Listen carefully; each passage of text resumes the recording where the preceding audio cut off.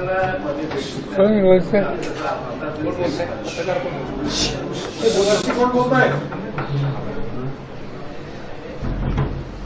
भाजपचा गड आहे का नाही मला माहिती नाही.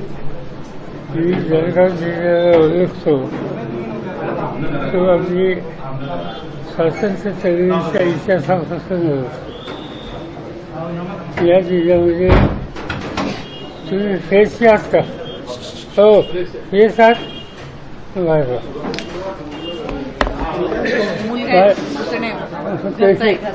आवाज येतो.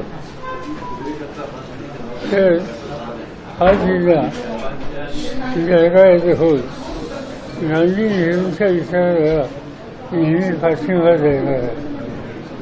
राजकारणामध्ये कधी चढ उतार असतो. उदाहरणार्थ हा जिल्हा नेहमी काँग्रेसचा विचार असतात. 1956-57 साली संयुक्त महाराष्ट्राची चळवळ झाली त्यावेळी इथं वेगळे निकाल लागले. ते एका ठराविक काळात गेल्या 5-7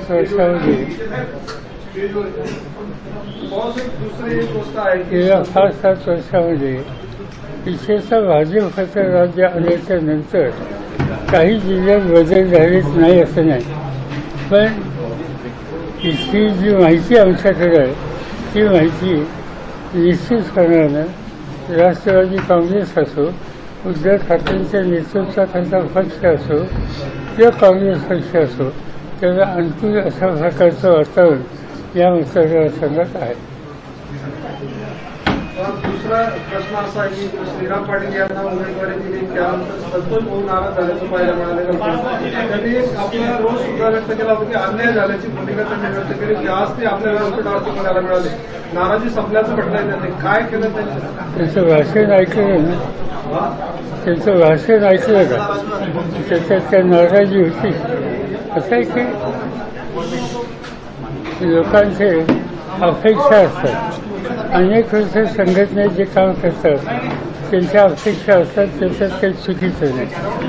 आणि संतोषभाईचा स्वभाव थोडा अधिक स्पष्ट आहे आणि त्या अधिक स्पष्टमुळं गैरसमज एक तर वाटतात किंवा तुमच्यासारख्यांना वाचनाला खाद्य मिळतं. यापेक्षा दुसरं काही नाही. भाजपचे जे मंत्री आहे गिरीश महाजन ते म्हणतायत की 5 लाख मतांनी आमचे दोघे उमेदवार निवडून येतील अशी गॅरंटी ते देत आहेत. तुम्ही कसं बघता त्यांच्या गॅरंटीकडे? मला एक्झॅक्टली या जिल्ह्यात एकंदर मतदारांची संख्या माहिती नाही. किती आहे? 18 लाख. यावर्षी वाढली मला पण दोन्ही मतदारसंघ काही 18 लाख जर लोकसंख्या असेल मतदारांची तर ते चुकीचं सांगतात, कमी सांगतात. म्हणजे 18 लाखाच्या फरकानेच यायला पाहिजे. आपला उमेदवार किती मतांनी निवडून येईल? कसं आहे, आम्ही काही लढाई मारत नाही. पण आम्हाला असं दिसतंय की या जिल्ह्याचा मूळ हा बदलाला अनुकूल आहे. आणि शिवसेनेच्या वतीने जे उमेदवार आहेत त्यांचे भवितव्य आणि आमचे उमेदवार आहेत त्या दोघांचे भवितव्य या निवडणुकीत आम्हाला आशादायक वाटतं. महत्वाचा एक प्रश्न राज्याच्या दृष्टीने एकदा खडसेंकडे सगळं लक्ष लागून होतं. आपल्या राष्ट्रवादीचे भक्कम नेते होते आणि आता सध्या ते भाजपच्या वाट्यावरती आहेत. राष्ट्रवादीची मोठी अडचण झाली असं वाटतंय का? असं आहे की ते अनेक वर्ष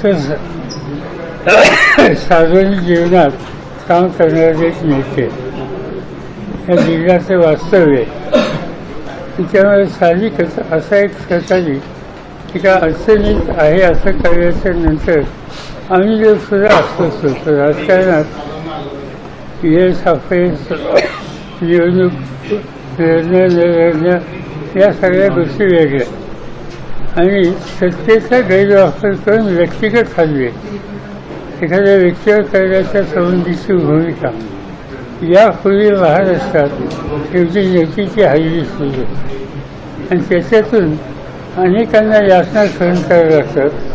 कदाचित ती अवस्था खडसे साहेबांच्या सुद्धा आली असण्याची शक्यता नसायची. आणि त्यामुळे त्यांना काही निकाल घ्यावे लागले तर ते निकाल एका विशिष्ट परिस्थितीत नाही झाल्यानं घेण्याची वेळ आली असावी असा माझा समज.